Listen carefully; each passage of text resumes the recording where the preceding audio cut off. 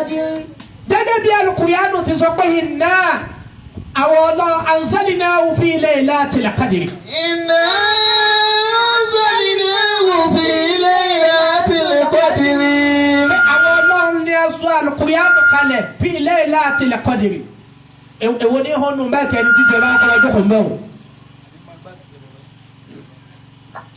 ọlọ́ni àwọn ọlọ́run lásọ alukurianu kalẹ̀ fi laylatil qadri. في ليلة القدر nínú oṣù Laylatil Qadr nínú ọjọ́ tí a máa wá Laylatil Qadr sí ọjọ́ tó jẹ́ gangan inú ọjọ́ gangan la sọ Al-Qur'an kalẹ̀. وما أدراك ما ليلة القدر wọ́n wá nínú oṣù wo ni Laylatil Qadr wá ọjọ́ nínú Ramadana. ìtumọ̀ sí pé nínú Ramadana tá a wà yìí ni wọ́n sọ Al-Qur'an kalẹ̀ fún Muhammad jumlatan.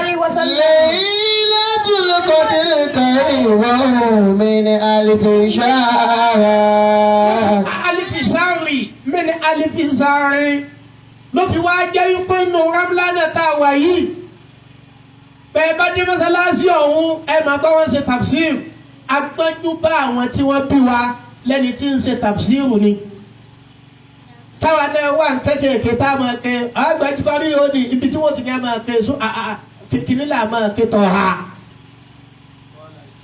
àwọn àbọ̀nbà àkọ́kọ́ lọ́rọ́ bí Israẹli sọ̀dìrí ويسر لي أمري wọ́n lù ní òkìdá tààmì lìsáni يفقه قولي wàjẹ́ alílì wàzírà. من آل هارون gbogbo tó túbọ̀ náà أخي gbẹ́rẹ́ ìfọwọ́ta àgbàjúbárí àgbẹ̀máàkì fún wa ká tó bẹ̀rẹ̀ ilé àfisẹ̀ mọ̀kọ́dìmọ̀ bàbá tí wàá kéde bí kọ́ọ̀lá kọ́bí wù tí tàṣúlá yàrá àbáwá bẹ̀rẹ̀ agbọ́jú bá wọn níbẹ̀ ni lọ́jọ́ tá a wà ń kéde pé yìí tá à ń sọ yìí kọ́ bẹ́ẹ̀ sí mọ́sálásí kan nínú ọ̀yọ́ lọ́jọ́ náà lọ́hùn tí ò sábà ti ń ṣe tàbísírù mẹ́. tá a bá tún wá kú mbẹ́ tán tọ́ba dilé alalẹ́ ẹ máa rí wàásì alalẹ́ a lọ sílé ọlá lọ́dọ̀ bàbá àgbà nílé ọlá àwọn ní o ṣe wàásì. gbogbo ń tà ń wí inú àwẹ̀ nìkan ìní máa ń pọ̀.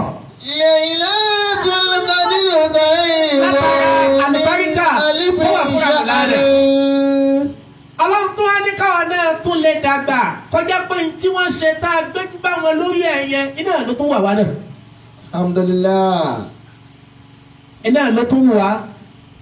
lóbi jẹ́ pé títú Al-Qur'anu wa àjogúnbá ni kì í ṣe pé gbìyànjú wa lọ́ka. torí ká pé nú gbìyànjú wa lọ́ka ni àwọn èèyàn kan náà ń bẹ tá a jọ gbìyànjú báwa náà ti gbìyànjú táwọn ọ̀kápá rẹ̀. àwọn èèyàn kan sì ń bẹ àjọ gbìyànjú bá a ti gbìyànjú àwọn kápá rẹ̀ ọlọ́run yọ̀ǹda rẹ̀ fún wọn. ọlọ́run tó wá ní ká tún lè bẹ̀rẹ̀ lọ́dún yìí náà ó ní gbogbo ọdọọdún ká tó máa tú tafsiru á máa sọ iye ọ̀nà tíyẹn lè gbà tú tafsiru gan. ká tó máa bọ́ síbi àyà tá a bá fẹ́ ṣe kí ni tá a bá fẹ́ tú. eléyìí láwọn àkọ́kọ́ sàlàyé fúnra wa lónìí ká tó wá máa yà káàkiri. ẹni tí ó tú Al-Qur'an ó ní iye ìmọ̀ tí wọ́n á bá lára ẹ̀ kí wọ́n tó lè sọ wípé lágbájá ń ṣe tafsir. àwọn tí wọ́n kọ tafsir ó ní iye ìmọ̀ tó wà lára wọn kí wọ́n tó fún wọn kí wọ́n tó tẹ́wọ́ gba tí wọ́n kọ lórí ọ̀rọ̀ Ọlọ́run. tí yẹn bá fẹ́ tú tafsir wọ́n ní yẹn lè tú pẹ̀lú ọ̀nà mẹ́rin.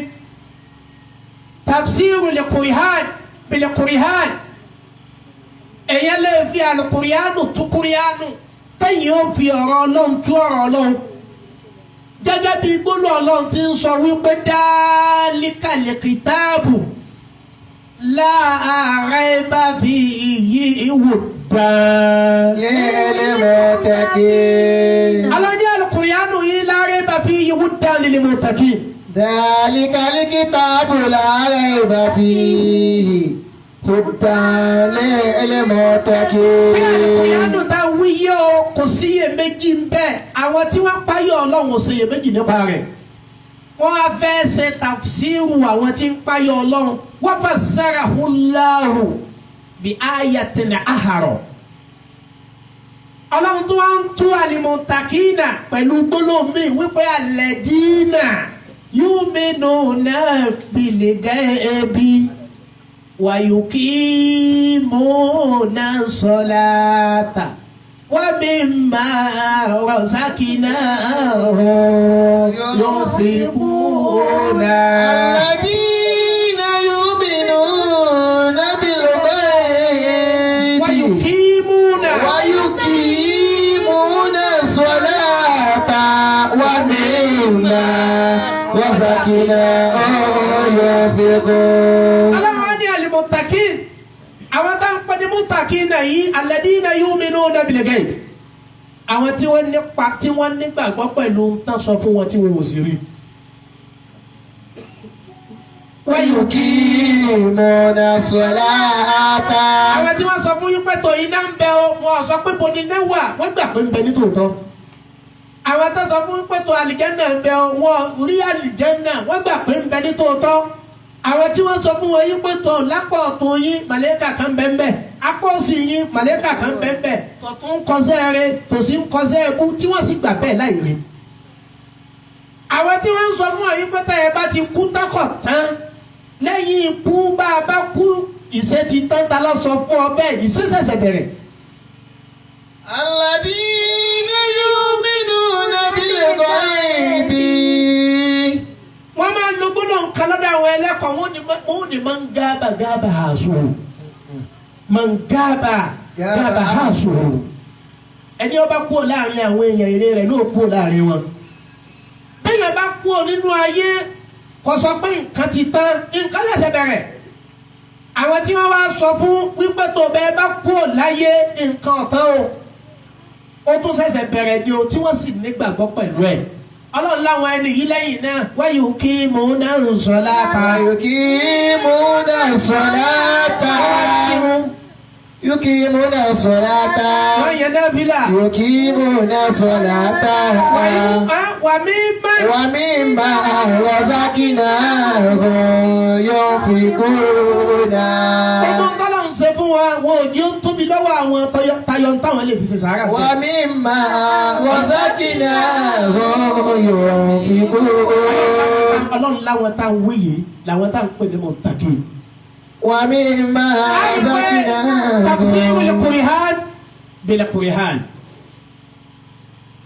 wọ́n ní a máa tú al-Qur'an tafsirul Qur'an bil hadith.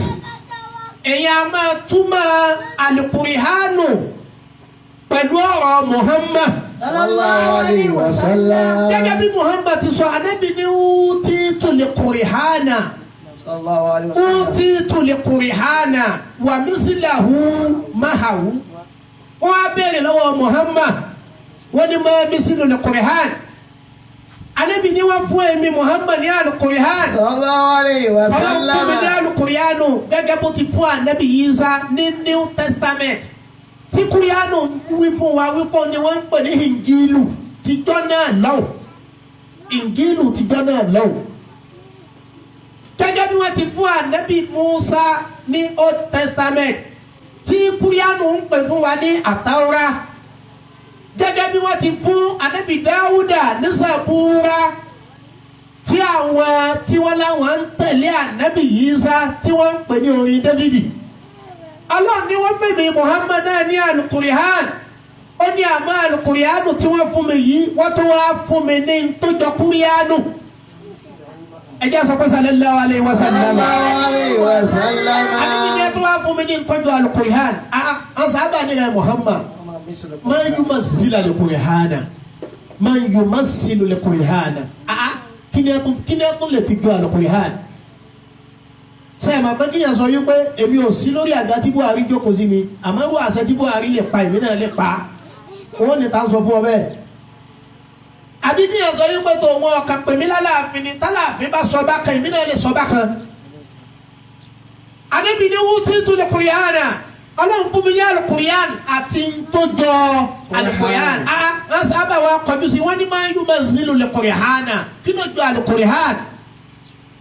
anabi ni wa huwa al-hadith هو الحديث ọlọ́rọ̀ pé mi Muhammad bá sọ ọjọ́ al-Qur'an صلى الله عليه وسلم لأن الحديث يفسر القرآن torí pàwọn èmi Muhammad ni ó túmọ̀ bí kúrìánù ti rí kúrìánù ní akírun ni ọlọ́run ní akírun ni bo ní ẹ sọ sí pé tó bá di lásùbà ní irun ṣubú yìí rákà méjì ní ẹ kí صلى الله bo ní ẹ sọ sí fún wa yín pé tó bá di irun ṣúrì rákà mẹ́rin ní á kí ibo ni wọ́n wí sí pé máa ń kiri bí kó wọ́n jẹ́ mẹ́ta kọ́ bẹ́ẹ̀ jẹ́ méjì kọ́ jẹ́ mẹ́rin kò sì irun bá kí bí òsè dá méjì bo ní ẹ sọ sínú Al-Qur'an ìbọn náà ń kàdí á máa kírun ni oni subhanallahi inna tusbihuna wa inna tumusuna ẹ máa ń sàfọ̀mọ́ èmi ọlọ́run tílẹ̀ bá ti máa tọ́ba tó ń di nírọ̀lẹ́. وإنا تمسونا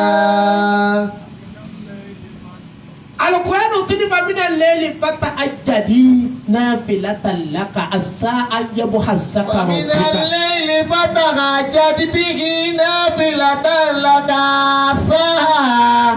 عسى يبعث مقاما محمودا.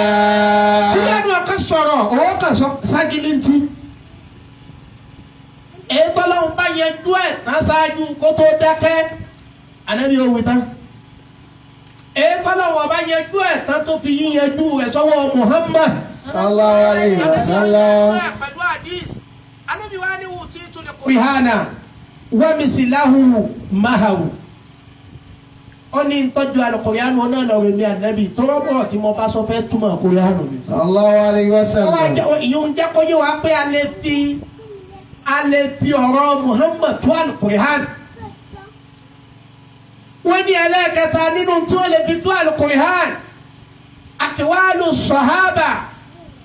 Àwọn tí wọ́n lùgbà pẹ̀lú Muhammad. sallallahu alayhi wa sallam. Abubakiri, Umaru, Usimanu, Aliyu, Ibnu Abbas, Jafaru, gbogbo wọn bámbámbámbám.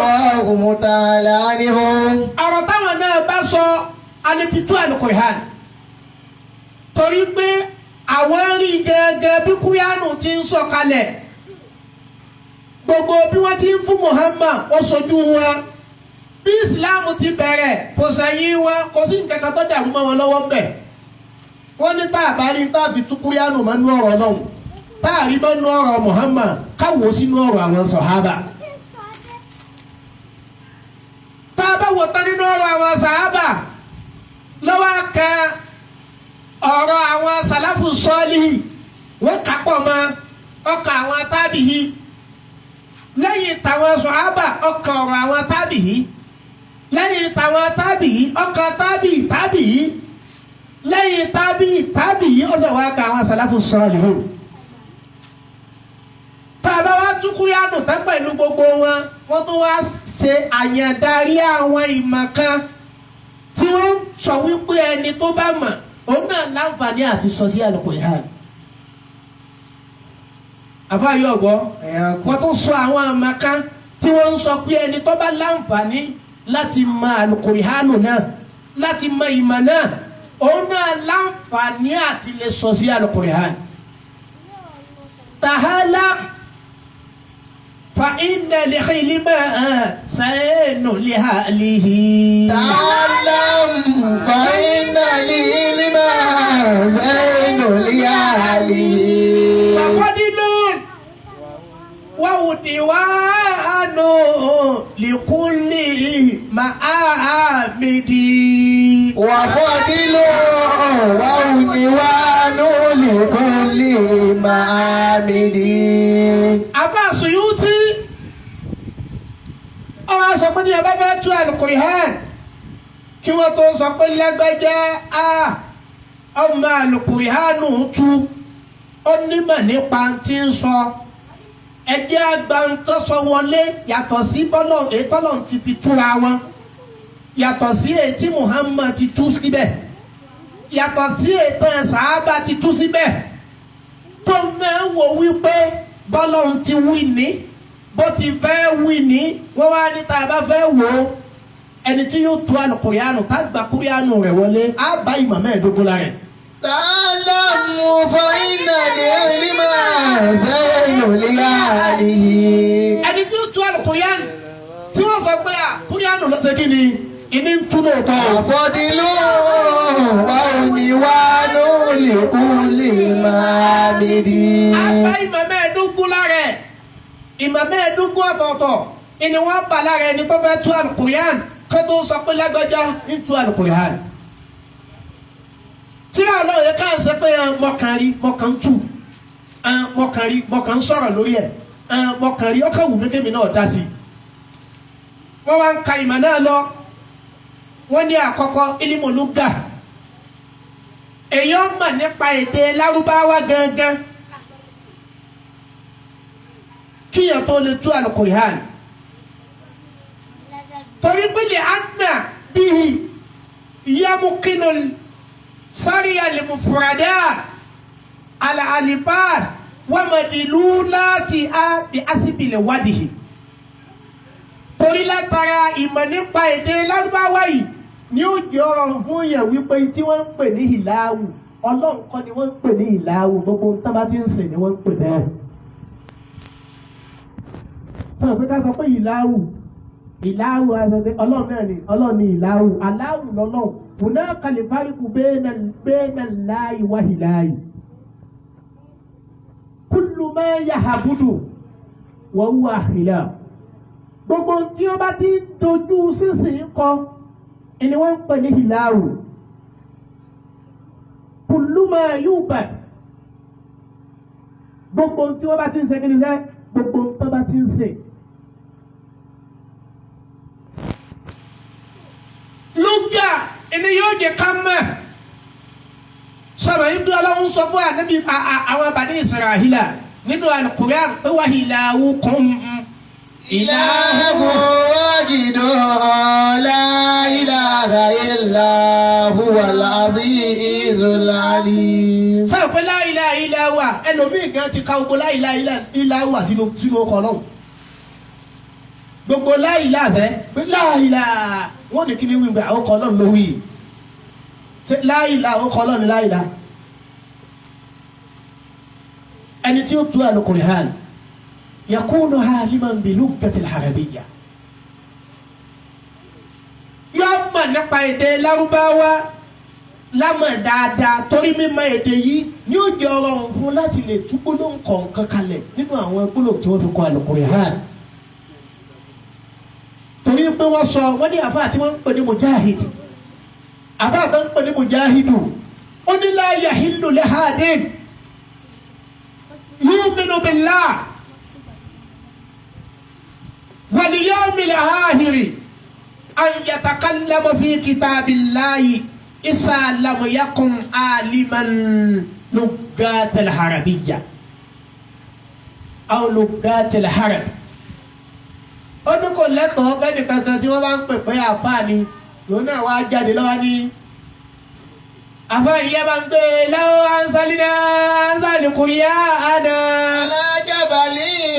lónìí lọ́wọ́ ní kábọ̀ ń gbé pé òun fẹ́ tú àfáà fẹ́ ṣe tafsiru ni wọ́n wá béèrè lọ́wọ́ àfáà pé tó má nàlẹ́ ìṣìmù má nàlẹ́ ìṣìmù kí ni túmọ̀ ó kọ.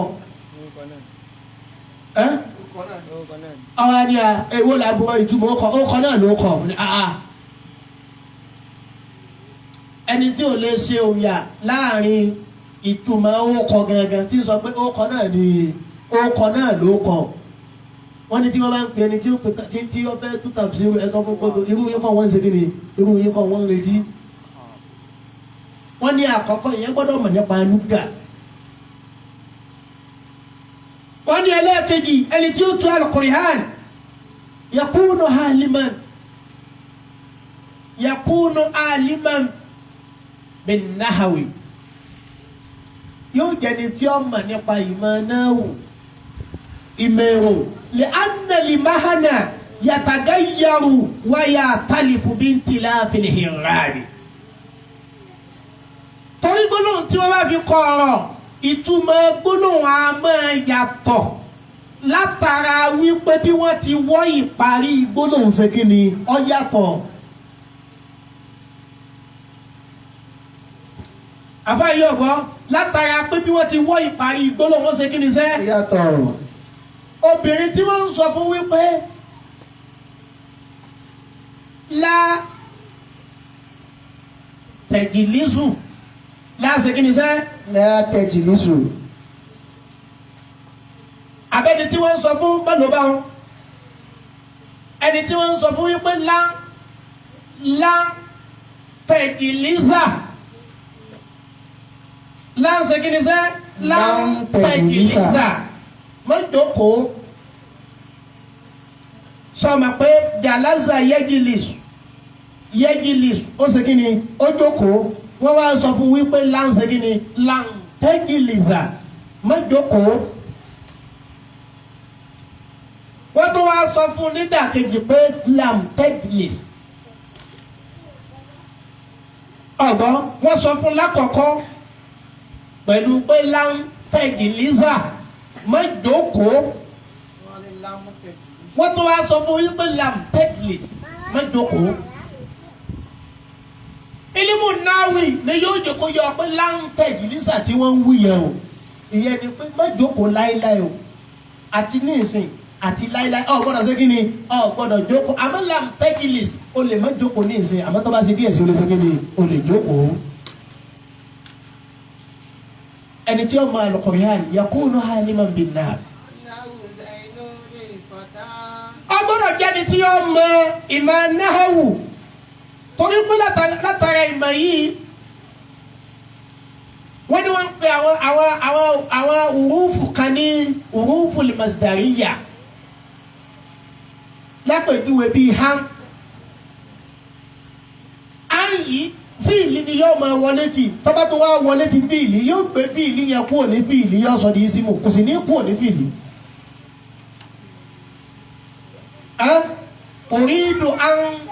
uridu an adirakaka ala man turid. uridu an adirakaka ala man turid. ó ń gbèrò kí n lé ọdún bá lórí èrò tó ń ṣe kí ni lórí èrò tó ń rò yẹn. sọ̀rọ̀ pé antadiraka uridu antadiraka uridu an adiraka uridu an ṣe kí ni an adiraka sọ̀rọ̀ pé orí rẹ̀ ní náà wù ti ṣe kí ni orí rẹ̀ ní rábà ti sí ó ti ṣiṣẹ́ adiraku ni ọwọ́ ní uridu an adiraka an yẹ yóò mú fíìlì yẹn fíìlù mọ̀dọ́rìhà yẹn yóò mú kúrò ní fíìlì mọ̀dọ́rìhà nígbà tí a ti lè wọlé ti yẹn yóò wá sọ fíìlì yẹn di isimu wọn ò sì ní yí àwòrán rẹ̀ kúrò ní fíìlì. ìtumọ̀ sí pé bí ilimi náwì aliman man kana mufsira man yuridu an yafsara al-Qur'an ìyẹn ni pé man yuridu tafsira al-Qur'an. ẹni tí bá ń wù kó ń fẹ́ tú al-Qur'an yakunu aliman bin-nar ọgbọ́dọ̀ mà nípa ilimu náwì wọ́n lélẹ́yìí ní ìmọ̀ ẹlẹ́ẹ̀kejì péyàn mọ̀ ilimu náwì yìí làwọn oníwèé ń pè ní lítírẹ́tọ̀ àti òní ẹtí ṣe kí ni ní ẹtí pè é kí ni gírámà kan ọ̀nà ń pè bẹ́ẹ̀ wọ́n ní ẹlẹ́ẹ̀kẹta ẹni tí yóò máa tí yóò tú al-Qur'an yakunu aliman bisorifi agbọ́dọ̀ jẹ́ni tí ó mọ ilimu sorifi wọ́n máa ń dà á pọ̀ ní pé náà wù so níta bá tún fẹ́ wọnú kéwù láàrin yẹn tí wọ́n ń pè ní náà wù igi tí máa wù lè irabi wà sorifi wọ́n wà náà àpapọ̀ iraba àti sorifu ni wọ́n ń pè ní náà segin ni wọ́n ń pè ní náà wù. wọ́n ní ẹni tí yóò bá mọ tí yóò tú al-Qur'an ajẹ́ wípé náà wù tàkọ́kọ́ yẹn á máa tú sí pé ẹni tí yóò tú al-Qur'an yóò mọ iraba bí wọ́n ti ń wọ́ ìparí gbólóhùn ẹni tí ó tú al-Qur'an yóò máa sọ́rífù bí wọ́n ti ń mọ gbólóhùn gangan bí wọ́n ti gbé kúrò nínú fáìlù bọ́ sínú mọ̀fúwúlù bí wọ́n ti gbé kúrò nínú mọ́sídárù bọ́ sínú fíìlì máàlì bí wọ́n ti gbé kúrò nínú fíìlù máàlì bọ́ sínú fíìlù hamori. torí pé ẹni tí ó tú Al-Qur'an tí ó bá ti mọ̀ kò ní nǹkan kan tó fẹ́ tún pa kúrìánù jẹ́ kí n lé àyà kan sí ọ. wọ́n lọ́wọ́ àánú Al-Qur'an Suratul Isra'il Suratul Isra'il ní àyà 71. Ọlọ́run wá ń sọ nínú súrà yìí pé yóò mọ̀ nàdìhú kulla unasin biimamihim. Àyà 71 Suratul Isra'il. Ọlọ́run wá ní yawma nad'u kulla unasin biimamihim faman utiya kitabahu biyaminihi faulaika yakra'una kitabahum wala yuzlamuna fatila. wọ́n ní àbá àsámọ́nsà yìí ìkànnì àwọn alùsìkọ́ọ̀tì nínú àwọn tí wọ́n fàyà balẹ̀ sí tó bá kan ọ̀rọ̀ nípa èdè. àwọn alùsìkọ́ọ̀tì wà nípa ọ̀rọ̀ ẹ̀sìn, àwọn alùsìkọ́ọ̀tì wà nípa hadith, àwọn alùsìkọ́ọ̀tì wà nípa èdè. nínú àwọn tí wọ́n fi àyà balẹ̀ sí tó bá kan ọ̀rọ̀ nípa èdè nínú wọn ni àbá àsámọ́nsà yìí wà. àwọn ni wọ́n ṣe tafsiru tí wọ́n ń pè ní tafsiru lakasafi. àbá àsámọ́nsàrí ni àbá àsámọ́nsàrí yìí àwọn ni wọ́n ní tírà tí wọ́n ń pè ní al-mufassal finna. àbá àsámọ́nsàrí yìí wá ní òun wo àwọn tafsiru kan, òun wá bá tí wọ́n tu síbẹ̀ wípé ọjọ́ tí Ọlọ́run máa pe àwọn ènìyàn ẹni tó fẹ́ tú àkùyàwó yẹn ọkọ̀ máa kò ní bímọ nípa sọ́rífì. ọwọ́ fẹ́ tú Al-Qur'an ìgbà tí ó wà á tú ọwọ́ ni ọdẹ ti gbọ́ wípé Ọlọ́run tó bá di ní àlìkìyámà tó di pé wọ́n fẹ́ máa pè wá sọmọ pé láyé wọ́n máa pe kálukú pẹ̀lú wípé Abdulrahman, Abdulaziz, Muhammad, Ahmed kìnnìkan pẹ̀lú sọ́ọ̀nì mùtánlò láyé inú orúkọ tí bàbá wa bá ń jẹ́ àbórúkọ bàbá orúkọ ọkùnrin ní ọ̀sàjẹ̀ kódà ẹni tí ò lọ́kọ gan ò lè rẹ́ni tí ò lọ́kọ gan kí wọ́n á ní Aisha Muhammad yóò wà orúkọ ọkùnrin kan tí ó ṣe kíni tí ó sọ máa pé bí n bá lọ́kọ tí n bẹni tí mo bọ́ pé ẹni tí ó bímọ tí wọ́n rí ipò ẹ̀ tó fi lóyún tí ọ̀dá bàbá ọmọ mọ̀ kò ní torí pé wọ́n ọmọ bàbá tí òun bí ọmọ fún kọ́ wá ní nígbà tó fẹ́ fọmọ ló kọ́ ọ wá ní ká máa pè ní Balikis Muhammed òbí ọ̀yà fún ló kọ́ àbá tiẹ̀ ni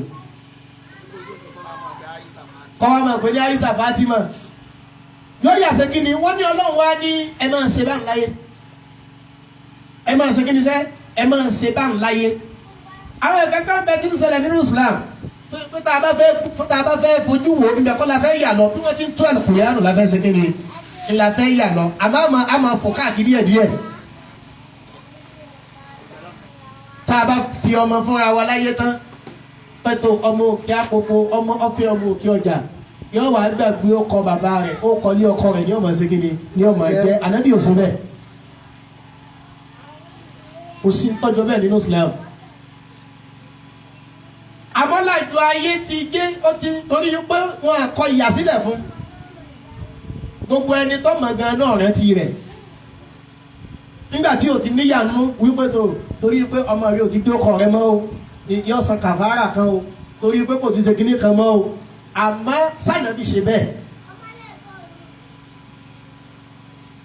látàyè Muhammad náà la sì ti mọ̀ wípé ànábì gan náà tó jẹ́ yàwá Fatima sẹ́ ìyá Fatima tí wọ́n fà fún bàbá wa Sidi Ali wọ́n wá fa ọmọ ọ̀dọ̀ méjì fún wọn tí wọ́n tẹ̀lé wọn lọlé ìyá Fatima ò ní gbà káwọn ọmọ ọ̀dọ̀ yìí kí wọ́n pọn omi tọkọ òun ò fi wẹ̀ tí ń jẹ́ àlè ẹni wọ́n pọn gan wọn tí túmọ̀ sí pé láti ojú Muhammad ni obìnrin tí ń ṣiṣẹ́ sin ọkùnrin tànàbí dẹ̀ faramọ́ bẹ́ẹ̀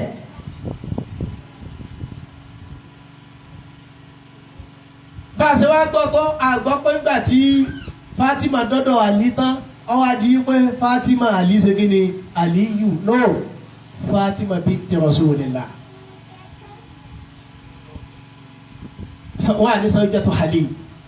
Ìyàwó Aisha wọn torí pé wo àjùlọ tó wà lára ìyàwó Aisha sí ìyàwó Ànábì Muhammad àjùlọ tó wà fún Ànábì Muhammad wọ́n bó ṣe tóbi tó sí Abubakar. Ìyàwó Aisha dẹ̀ mọ bí Muhammad ti tó nínú ẹni tó mọ Muhammad jù ìyàwó Aisha wa. Wọ́n torí pé yé ń tira mi ti ẹni tó tóbi kan wá sọ yìí pé tó Aisha tó Rasulillah no. Aisha tó bint Abi Bakr Siddiq. Tábà wo bolẹ̀ tọ́mọ lónìí níjọ́ abá ti fa ọmọ fọ́kọ báyìí yóò sì gbàgbé ọkọ bàbá rẹ̀. Ọkọ ní ògbé lọ kóòtù ètò tó yà lọ báńkì ìjọkọ báyìí mọ́ ìtì mọ̀ jẹ́ nì ìjẹ́ báyìí mọ́ ìtì mọ̀ jẹ́ nì ìjẹ́ báyìí mọ́ ìtì mọ̀ jẹ́ nì. Kò sí tọ́jọ́ bẹ́ẹ̀ nínú Islam. Bàbá tó bá bíyàn béèyàn bá kú ò lábẹ́ wọn ó kọ wọn náà ní ẹ tó gbọ́dọ̀ máa fi pè ọ́. Ìwé ló gbé yòǹde àwọn tí ìwé gbédé tí Islam gbà lọ́wọ́ wúrò. Tó bá ní kí ni bàní Israẹli gbédé tí Islam gbà lọ́wọ́ wọn tá a dẹ̀ rí náà rí i pé àti gba ogún ológun pọ̀ mọ́ tiwa nínú ẹ̀ ní kíyàwó délé ọkọ kọ́ gbàgbé ọkọ àwọn tí wọ́n bí. Kò sí tọ́jọ́ bẹ́ẹ̀ ní Islam. Tábà wá wo ìṣẹ̀lẹ̀ sára àfáà kan náà látara wípé tó kò níyà nínú kò lẹ́sẹ̀ nínú àmọ́ sànàbí ṣe kíni sànàbí ṣe bẹ́ẹ̀. Lóòótọ́ ni ẹjọ́ yíya wípé jọba bá ti fa ọmọ fún obìnrin fún ọkùnrin báyìí lọkọ yẹn ti láṣẹ lórí ọmọ yẹn ju bàbá tó bí lọ.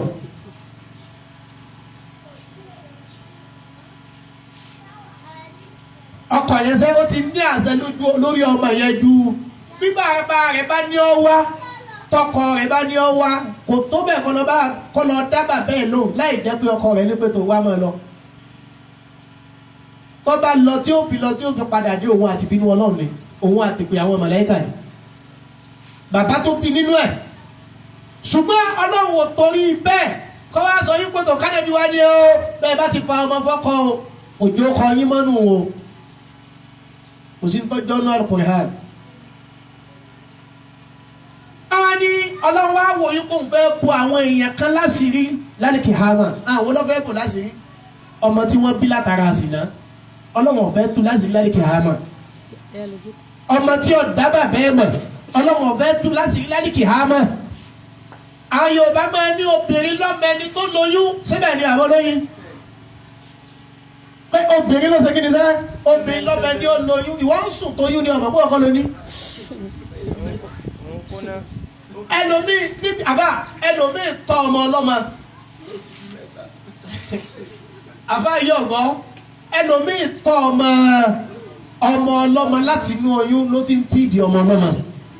Ó fìdí ọmọ ọlọ́mọ láti inú oyún ó parí primary school ó parí secondary school lórí pé ọmọ ìbí sàgbọ̀dọ̀ lọ school ọmọ ìbí sàgbọ̀dọ̀ jẹun ọmọ ìbí sàgbọ̀dọ̀ ṣẹgbà ọgbọ̀dọ̀ ṣàwo àbá ọmọ tó wọ ayé institution ó tún náwó lé lórí ó tún ṣe master bàbá yìí náà ni ọmọ wa parí master ìyá bá bú ẹkún lọ́sàn-án kò rú kẹ́kẹ́ sálẹ̀ mi kò ti sẹ́yìn ó sẹ́mi anímọ̀sẹ̀yìn à lápòríjì Kí a wá ṣe o. kí a lọ wá ṣe ó sẹ́mi sọ̀rọ̀ nígbà èsì lẹ́sẹ̀ kan tó ṣẹ̀ ìbò orí yẹ̀ ọ́ lọ́wọ́ ni bẹ́ẹ̀ ni. Ọjọ́ kejì ìjọ náà lọ́hùn bẹ́ẹ̀ lọ sí Àbújá bẹ́ẹ̀ lọ sí Àbújá kí ló ṣẹlẹ̀ mo ti rántí ọjọ́ tí mo lọ Àbújá ọwọ́ bí wọ́n ti ẹ̀sọ́ bọ̀ wí. Bàbá Kàmọ́ wọlé, bàbá Kàmọ́. Àbá yóò bá ọ̀rọ̀ lẹ́ẹ̀tọ́ tó yẹ pé èèyàn kan lè dákú. Ìyọ́kọ̀ Ọlọ́run dẹ̀ fi ẹ̀jẹ̀ ẹbú kan sára Yorùbá. Níjọ́ ọmọ bá ti gbọ́ pé bàbá tó ń bẹ lọ́dọ̀ rẹ̀ kọ́ ló gbé òun báyìí. Àbá níjọ́ tó bá ti lè fetí gbọ́ báyìí ó wú gbọ́ ni o wọ́n sọ fún ni o ẹni tí ń pè ní bàbá rẹ̀ ọlọ́run ó sì sọ ìkórìíra rẹ̀ sí lẹ́nu lẹ́sẹ̀kẹsẹ̀ lọ́wọ́ adìẹ dáadáa ọmọ tó kọ́ dàgbà tán tó gbọ́ pé ọkọ ló bí òun ọkàn ó kì í ṣe pé ń sí wàá wù ọlọ́run ni máa ń ṣe bẹ́ẹ̀ yọ́dẹ̀ fẹ́ máa bẹ̀mí kórìíra yẹn lẹ́sẹ̀kẹsẹ̀ ìgbà ni ọmọ bẹ́ẹ̀ lọ ẹ wá o alùpùpù máa yọ ọmọ tó bí o bàbá tó náà nílá aka ìgbà yẹn náà ló ń lọ́sẹ̀ máa mọ̀ wípé wá ẹ̀yìn lọ́tọ̀ọ̀tọ̀ ọmọ dákẹ́ mi mọ́ ọlọ́run wá fẹ́ bo àwọn ọmọ tí ò ní bàbá ọlọ́run fẹ́ bò wọ́n láti rí ládìkẹ́ ha. يوم ندعو كل أناس بإمامهم